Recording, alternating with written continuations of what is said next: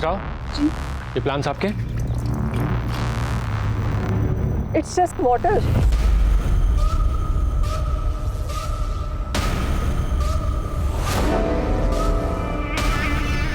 अरे बेटा एक मिनट फोन देख लूं मैं। अरे फोन भूल गई मैं।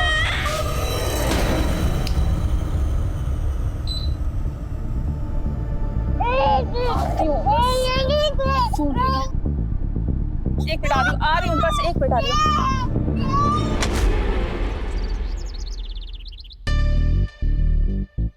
वॉचमैन,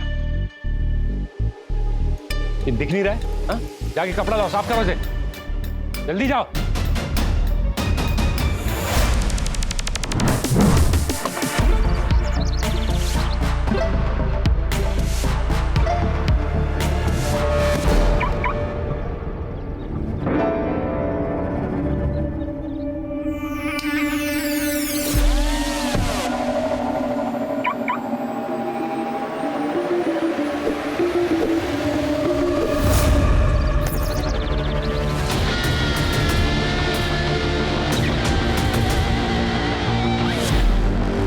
वॉचमैन, जल्दी साफ करो।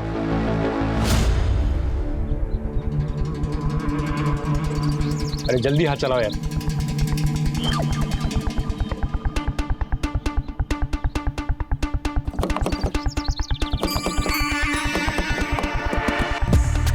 बेटा चाबी।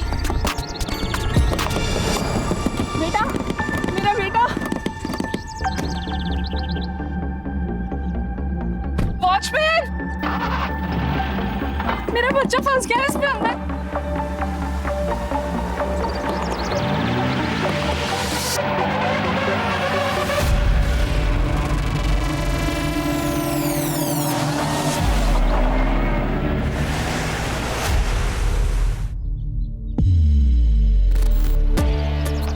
हाँ पापा, जस्ट आपकी सोसाइटी में एंटर कर ही रहा हूँ। क्या बात है पापा, आजकल आपकी सोसाइटी में काफी नए नए चेहरे दिख रहे हैं।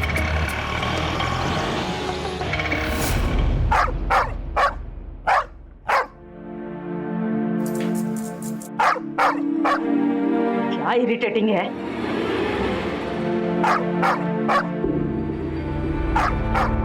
रोज का तमाशा है।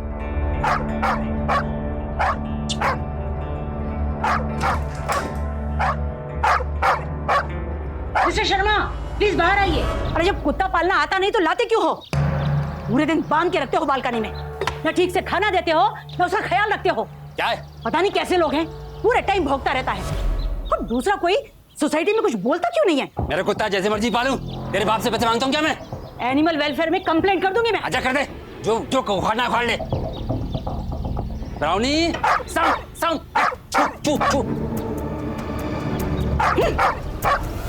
क्या हो गया पापा? अरे कुछ नहीं हुआ है। क्या हुआ? अरे कुछ नहीं हुआ, बैठ। अरे देखने तो दो। अरे रहने दे, तू बैठ, कोई जरूरत नहीं है, बैठ जा यहाँ। अरे क्या? अरे बैठ जाना, बैठ जा। कुछ दिन पहले सोसाइटी में आई है, अकेली है वो, कुंठित।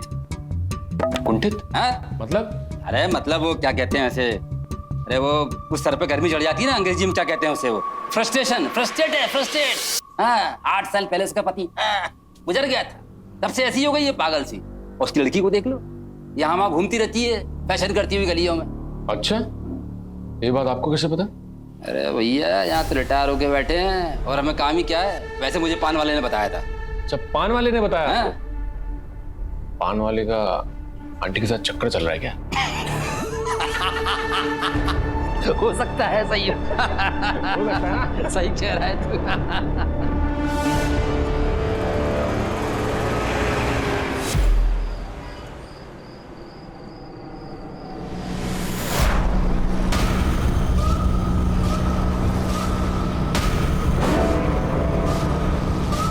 बेटा मेरा बेटा।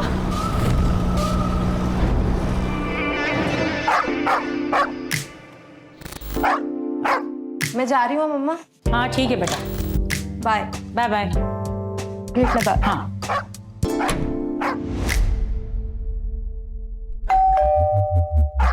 अब कौन आया? जानकी जी, जी हम एनिमल रेस्क्यू से, आपने कॉल किया था? जी जी। अच्छा वो आप लोग आ गए। इतने टाइम से सोच रही हूँ सुधर जाएंगे, लेकिन मर जाएगा बेचारा वो कुत्ता। चलिए मैं आपको लेकर चलती हूँ। अरे कौन है इस समय?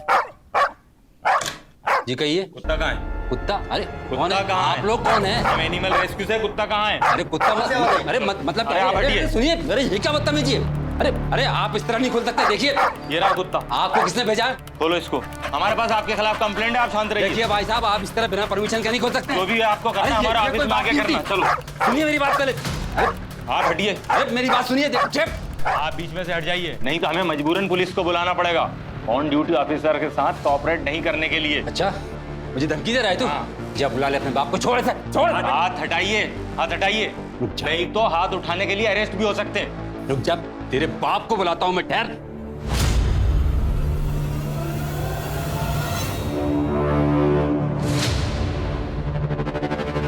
अच्छा तो ये सब कुछ तेरा किया धरा है? रुक, तुझे तो इसका जवाब मिलेगा, वो भी बिल्कुल सही से।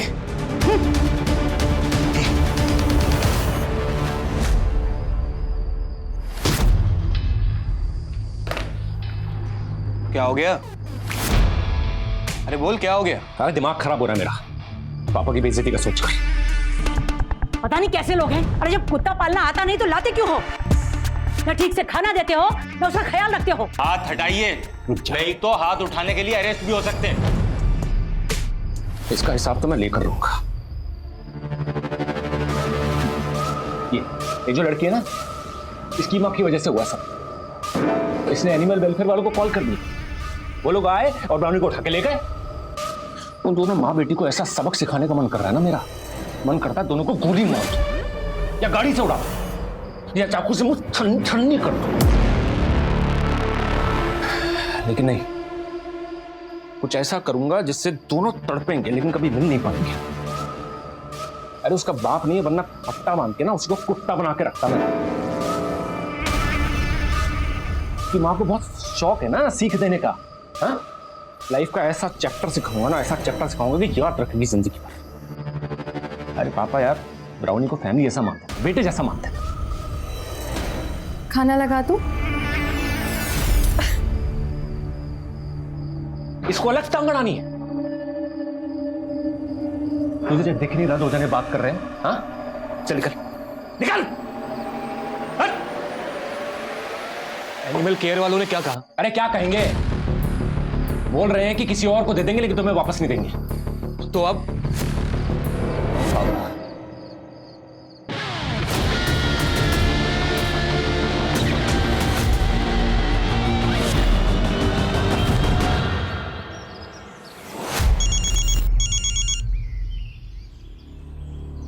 हेलो हाय अर्चना, मैं महेश बोल रहा हूँ एक इवेंट कंपनी से। जी। एक मैरिज इवेंट है, उसके लिए एक एमसी की रिक्वायरमेंट है। क्या आप 5 बजे आ सकती हैं ऑफिस में? श्योर। बजट कितना होगा?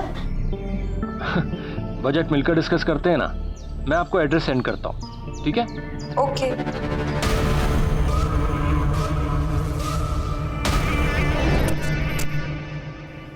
देखने में केस बिल्कुल सीधा साधा लगता है। मनु ने रिवेंज यानी प्रतिशोध के लिए यह पूरा खेल रचा, पर क्रोनोलॉजिस्ट के मुताबिक मनु की इस सोच के पीछे असली वजह थी उसकी परवरिश। दरअसल मनु के पिता ने अपनी जिंदगी में कभी किसी को इज्जत नहीं दी, और यही मनु ने भी सीखा। बिल्कुल अपने बाप की तरह बन गया। गलत परवरिश की वजह से उसके मन में कई अनरिजॉल्व्ड इमोशंस यानी एक उलझी हुई सोच घर कर चुकी थी, और इसीलिए जानकी से बदला लेने के लिए उसने अर्चना को जरिया बनाया। Guys listen to me carefully. तुम दोनों रिच कपल बनकर आना, ठीक है? सपोज तुम दोनों की शादी हो रही है, हम लोग डिस्कस करें, प्लान करेंगे। Are you getting the point? Satish समझाना यार। सिंपल है गाइस, वेडिंग लोकेशन पर प्रेजेंटेशन होगा, उस पर डिस्कशन करना है। जैसे खाने में मटर पनीर, शाही पनीर वगैरह वगैरह। तो कल 4 बजे रेडी होकर मिलना।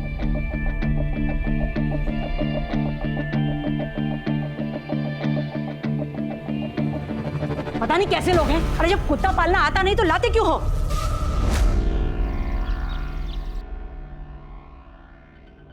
मैम आपको किससे मिलना है?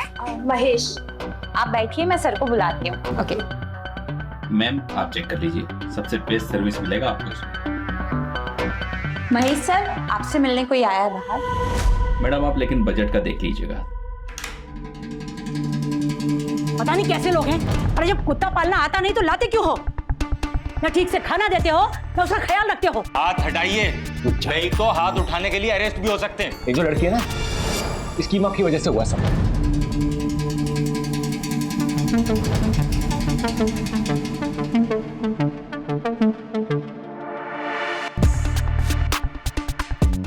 अर्चना, hi sir. Hi Mahesh. Hi Archana. Please come. आपको इसमें सब मिल जाएगा, शाही पनीर, मटर कोफ्ता, नान, जो आप चाहेंगे सब मिलेगा। ये मेरा पार्टनर सतीश है। हाय। हाय।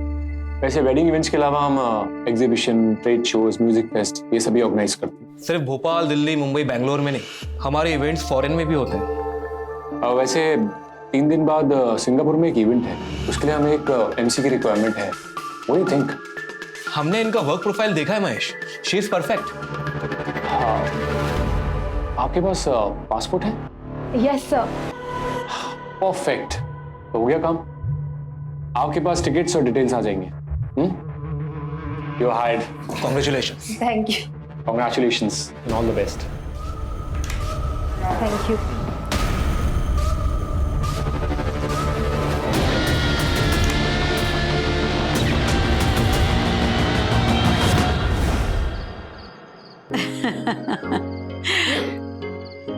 पर बेटा ये कौन लोग हैं?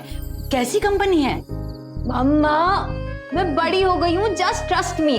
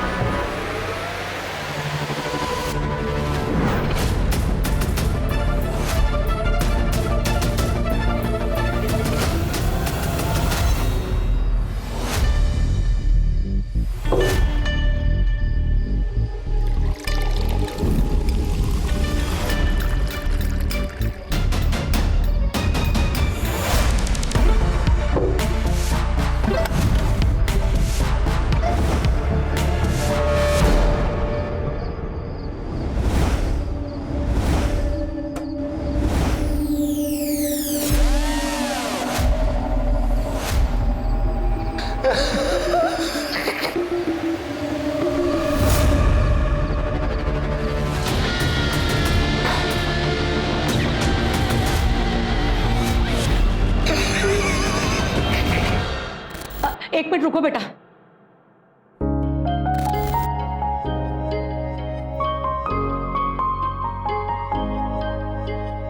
रुको बेटा।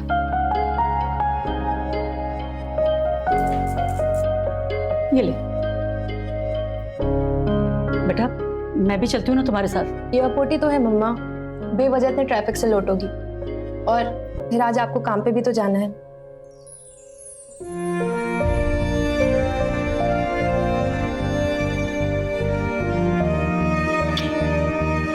बेटा अच्छे से जाना और अपना ख्याल रखना, और पहुंचते से कॉल कर देना मुझे, ठीक है?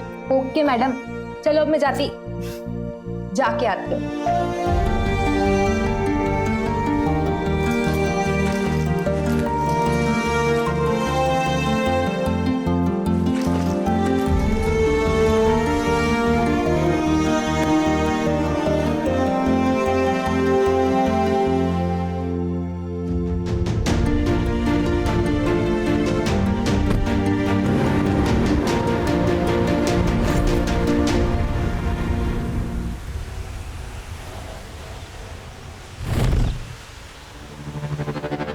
हाय अर्चना। Hi sir. एक्चुअली मैं तुम्हें एक बात बताना भूल गया था। जी सर। जब तुम लैंड करोगी ना तो तुम्हें फर्दीन रिसीव करने आएगा। ओके। और एक फेवर करोगी मेरा? ऑफ कोर्स सर, बोलिए ना। ये ना मेरी तरफ से फरदीन को दे देना। एक्चुअली इसमें कुछ हर्ब्स और स्पाइसेस हैं जो फरदीन को अपनी अम्मी के इलाज के लिए चाहिए। हाँ हाँ सर, ऑफ कोर्स। नहीं नहीं, इसे हाथ में मत रखो, अपने लगेज में डाल लो। मैं बैग में डाल देती हूँ। अरे नहीं, मेरा मतलब है चांस मत लो। मेटल है ना, डिटेक्ट हो जाएगा, फिर ले जाने नहीं देंगे। इसे डाल दीजिए लगेज में। ओके, तो मैं अंदर जाके रखूँ? अरे अंदर क्यों, अभी तो काफी टाइम है ना, अभी डाल लेते हैं। मैं हेल्प करता हूँ तुम्हारी। ओके।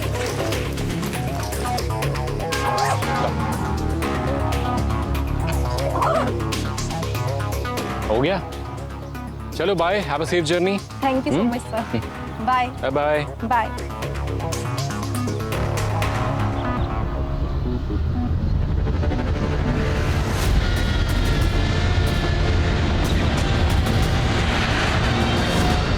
अर्चना नाम की लड़की ट्रक के साथ पकड़ी। इंडिया से सिंगापुर ले जा रही थी truck. Please let me talk to my mom. एक बार मुझे मेरी माँ से बात करने दीजिए। एक बार, मैं गिल्टी नहीं हूँ। I will explain. एक बार मेरी माँ से मुझे बात करने दीजिए। Please let me talk to my mom, please. Archana ने ये दावा किया है कि उसे फंसाया गया है। पर बेटा, ये कौन लोग हैं, कैसी कंपनी है? मम्मा, मैं बड़ी हो गई हूँ, जस्ट ट्रस्ट मी। ये ना मेरी तरफ से फरदीन को दे देना। एक्चुअली इसमें कुछ हर्ब्स और स्पाइसेस हैं जो फरदीन को अपनी अम्मी के इलाज के लिए चाहिए।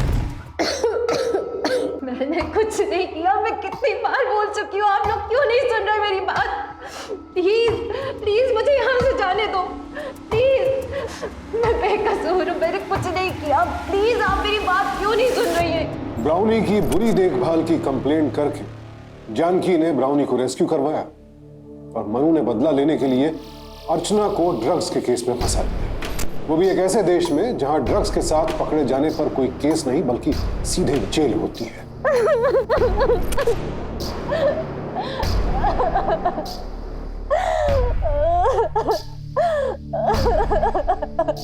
सच सामने लाने की कोशिश में जानकी ने हर उम्मीद का दरवाजा खटखटाया और इस दौरान मनु जानकी का सहारा बनने का नाटक करता रहा ताकि उसकी परेशानी को एंजॉय कर सके।